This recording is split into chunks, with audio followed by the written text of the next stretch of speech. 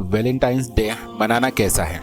Valentines day آج ہم جس طرح کے سماج میں رہ رہے ہیں، اس سماج میں حق اور باطل کا فرق کرنا بہت مشکل ہوتا جا رہا ہے، کیونکہ اس سماج میں کچھ نہایت ہی مفاد پرستوں نے کبھی مذہب کے نام پر تو کبھی رشتوں کے نام پر اس ڈھنگ سے ایسے بہت سے نئے رسم رواج اور تہوار کو ایجاد کر دیا ہے جس کی حقیقت جاننے کی بھی لوگ ضرورت نہیں سمجھتے ہیں، اور ان لوگوں کی سازشوں کا حصہ بنتے جا رہے ہیں۔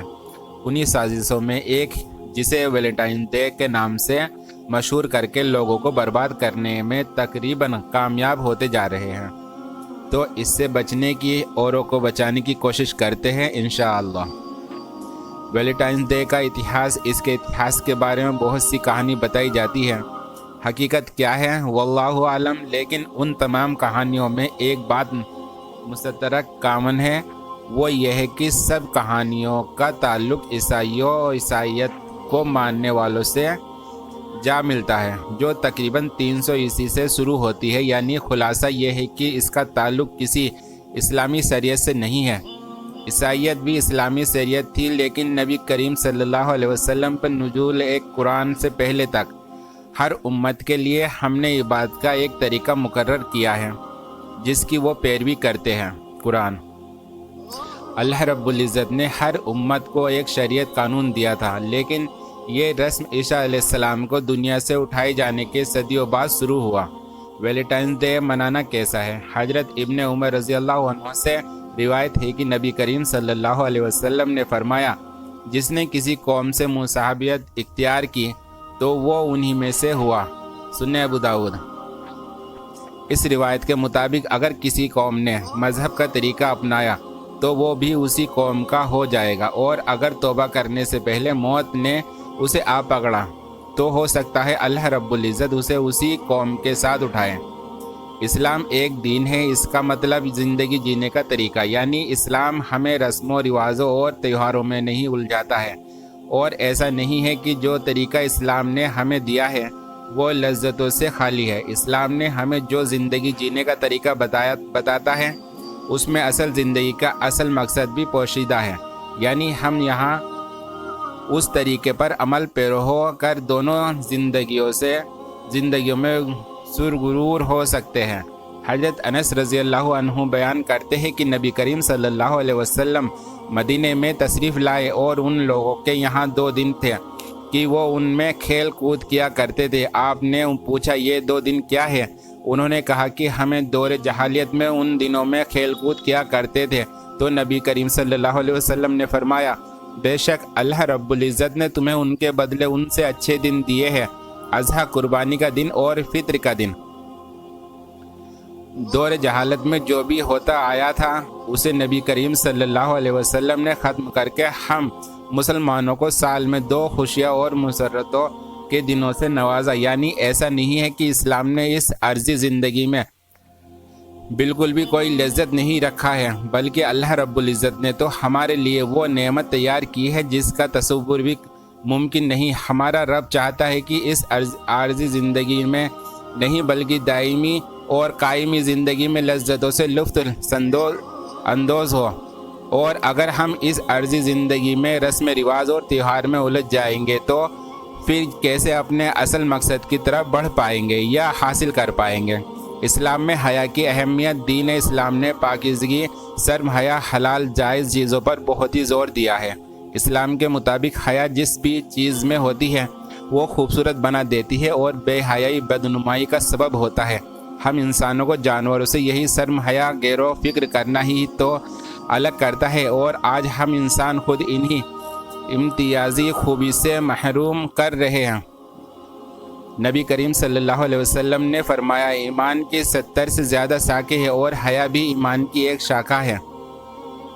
اگر انسان ایمان کا دعویٰ کرتا ہے تو اس کے اندر حیا ہونی چاہیے، کیونکہ حیا تو ایمان ہے۔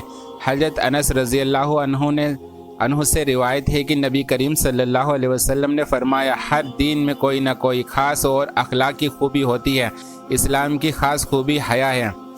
اگر کوئی بے حیائی کی طرف جاتا ہے تو وہ خود کو اخلاق سے خالی کر دیتا ہے اور آج کل اخلاق کا معیار ہی بدل کر بے حیائی کو عام کرنے کی ہر ممکن کوششوں میں لوگ لگے ہوئے ہیں۔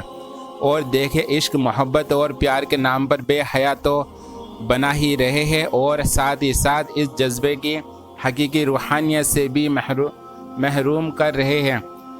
آپ اس جذبے کی صداقت اور روحانیت کو محسوس کریں، اس سے پہلے ہی اس کے نام پر ہوئے ظلم آپ کو احساس ندامت میں مبتلا کر دیتے ہیں۔ آج میں نے تمہارے لیے تمہارے دین مکمل کر دیا اور اپنی نعمتیں تم پر پوری کر دی، اور اسلام کو بحیثیت دین تمہارے لیے پسند کر لیا۔ اسلام ہمارا دین ہے، اور اس دین میں کسی نئی ایجاد چیز کی کوئی گنجائش نہیں ہے، اور دین کے مطابق ہمارا حساب ہونا ہے۔ اس سے باہر جا کر ہم نے جو کچھ بھی کیا ہے وہ سب حرام ہے، جس کی بہت سخت پکڑ ہے۔ اے ایمان لانے والوں، تم پورے کے پورے اسلام میں آ جاؤ اور شیطان کی پیروی نہ کرو، کیونکہ وہ تمہارا کھلا دشمن ہے۔ اس آیت کے مطابق ہمیں دین میں یہ پسند یہ نہیں، وہ پسند نہیں، بلکہ پسند کی کوئی جگہ نہیں۔ اسے اپنا لیا، اسے چھوڑ دیا، اور یہ شیطان کے حربے ہوتے ہیں۔ وہ کب چاہے گا کہ ہمیں نعمتوں والی جنت میں داخل کیا جائے؟ اس نے تو اللہ رب العزت سے ہمیں گمراہ کرنے کا وعدہ کیا ہے۔ جو ویلنٹائن ڈے کو مناتے ہیں ان کے لیے چند باتیں اوپر ذکر کی گئی باتوں تو سبھی کے لیے ہے، لیکن آج کل کم عمر نوجوان لڑکی اور لڑکے اس طرح برائی میں حد سے زیادہ گھرے ہیں، انہیں کوئی بھی بآسانی اپنی شادی کا حصہ بنا سکتا ہے۔ ایسا کیوں ہے؟ کیا آپ لوگوں کو سوچنے سمجھنے کی صلاحیت نہیں آتی کہ جس عمر میں آپ لوگ سازشوں کا حصہ بنتے جا رہے ہیں، دراصل اسی عمر آپ لوگ ہندوستان کے مشکل ترین کمپٹیشن کے پاس کرتے ہیں اور اپنا مستقبل بنانے میں لگے رہتے ہیں، تو خود کو خلاف کی سازشوں کو سمجھنے سے اتنا قاصر کیوں ہے؟ اور در حقیقت مستقبل تو وہ جو اس زندگی کے ساتھ مقصد کیا گیا ہے، جس کا حصول ہے۔ کیا آپ لوگوں نے کبھی سوچا ہر دن نئی پروڈکٹ کی طرح کوئی نئی رسم، نیا تہوار کیسے اور کیوں ایجاد ہو جا رہا ہے؟ آپ لوگ بازار جاتے ہی ہوں گے، کبھی اس طرح کے موقعوں پر بازار جا کر غور کریں، آپ کو وہاں ایسی چیزیں نظر آئے گی جن کا روز مرہ کی زندگی میں کوئی کام نہ ہو۔ یعنی خلاصہ یہ ہے کہ ہر رسم رواج اور تہوار میں لوگ اپنا دھندا چمکاتے ہیں، ان کو آپ لوگوں کی زندگیوں سے کوئی سروکار نہیں۔ کون آ رہا ہے آپ کو بتانے کی آپ کیوں اور کس لیے اس دنیا میں آئے ہیں؟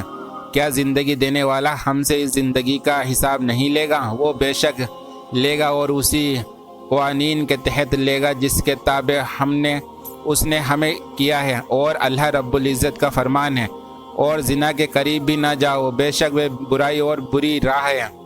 زنا بہت ہی بڑا گناہ ہے، یہاں سے برائیوں کی راہ کھلتی چلی جاتی ہے، اور کرنے والے کو اندازہ بھی نہیں ہوتا کہ کس حد تک برائی میں دھس چکا ہے۔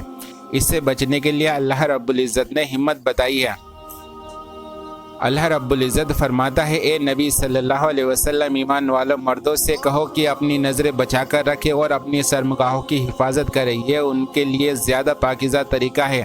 جو کچھ وہ کرتے ہیں اللہ اس سے باخبر رہتا ہے۔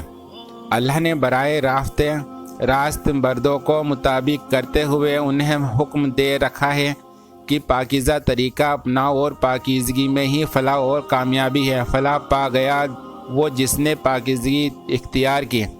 اسلام صرف ظاہری یا جسمانی پاکیزگی کی بات نہیں کرتا، بلکہ روحانی بھی، اور جسمانی پاکیزگی ہی میں اصل زندگی کی کامیابی رکھی ہے۔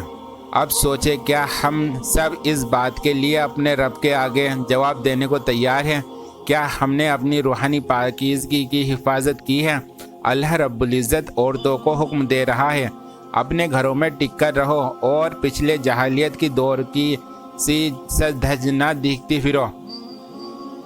اس آیت کے مطابق ہم نے اپنے گھروں میں ہی رہا کرو، اپنی زینت کی حفاظت کرو، یعنی انہی پر ظاہر کرو جو تمہارے لیے محرم ہو، کیونکہ عورت ہوتی ہی ہے ڈھکنے اور چھپانے والی شے، اور جب عورت گھر سے باہر جاتی ہے تو شیطان اس سے پیچھے لگ جاتا ہے، اور شیطان کا کام ہی ہے انسان کو گمراہ کرنا، اور جو حق تمہارے پاس آیا ہے اس سے منہ موڑ کر ان کی خواہشوں کی پیروی نہ کرو۔ ہم نے تم انسانوں میں سے ہر ایک کے لیے ایک شریعت اور عمل کا ایک راستہ مقرر کیا۔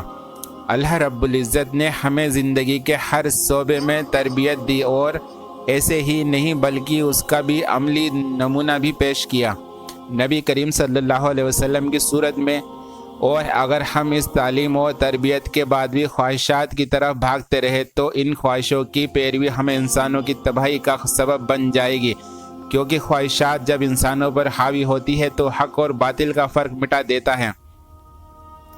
پیار، محبت، عشق یہ کوئی بری شے نہیں، اللہ رب العزت نے ہی انسانوں کے اندر اس کی لطف رکھی ہے، لیکن ایک پاکیزہ طریقے سے اس کی تکمیل کا طریقہ بھی بتایا، جسے نکاح کے نام سے جانا جاتا ہے۔ آج کل اس سماج میں کوئی کم عمر میں نکاح کرنا چاہے تو لوگ اس کا مذاق بنانا شروع کر دیتے ہیں، جبکہ اسی عمر کوئی گمراہی میں یا زنا کی طرف جاتا ہے تو پھر وہ آزادی یا اسے پیار، محبت، عشق کے نام دے دیا جاتا ہے، جبکہ اسلام میں زنا بہت ہی بڑا گناہ قرار دیا گیا ہے، بلکہ اسلام نے تو غیر شادی شدہ مرد اور عورت کو ایک ساتھ بیٹھنے سے بھی روکتا ہے۔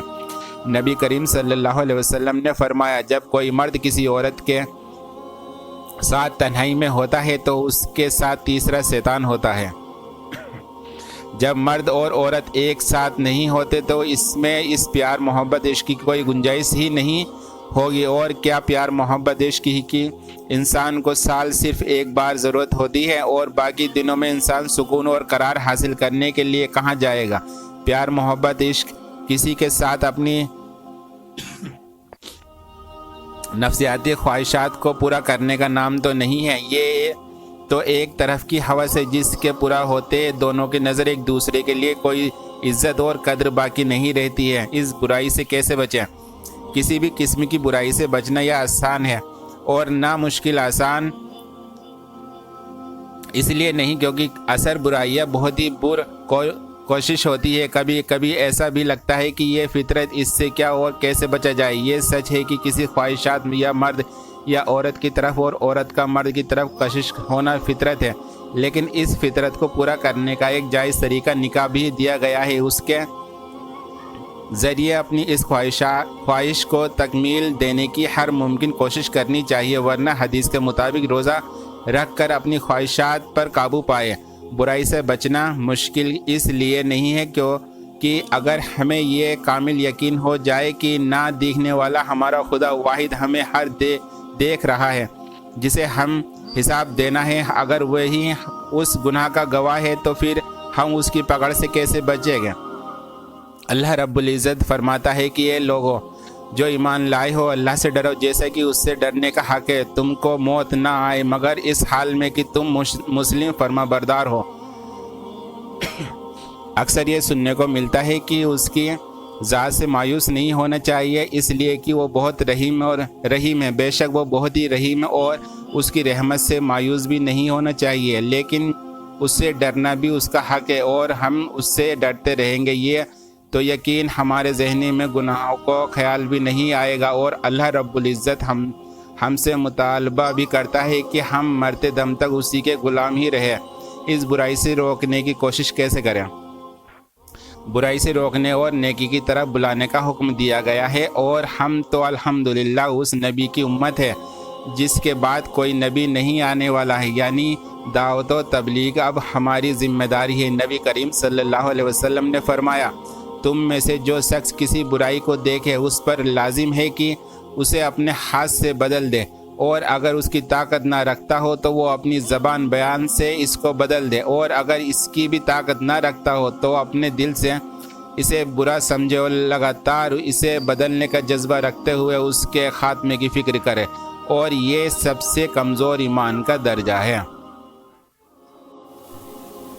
اس حدیث کے مطابق ایمان کے 3 درجے کا ذکر ہوا ہے، اور ہم نے شاید اس میں سے کسی ایک درجے کے حساب سے اپنی تحریر کے مطابق کوشش کی کہ آپ بھی اس پڑھیں اور دوسروں سے بھی اس کے ذریعے اور اپنی صلاحیتوں کے مطابق روکنے کی کوشش کریں۔ ہم برائے کرم اللہ رب العزت سے دعا دعا وہ ہمیں کہنے سننے سے زیادہ عمل کی توفیق عطا فرمائے۔ اور آپ ہمارے چینل پہ نئے ہیں تو ہمارے چینل کو سبسکرائب کریں، لائک، کمنٹس اور شیئر کرتے جائیں۔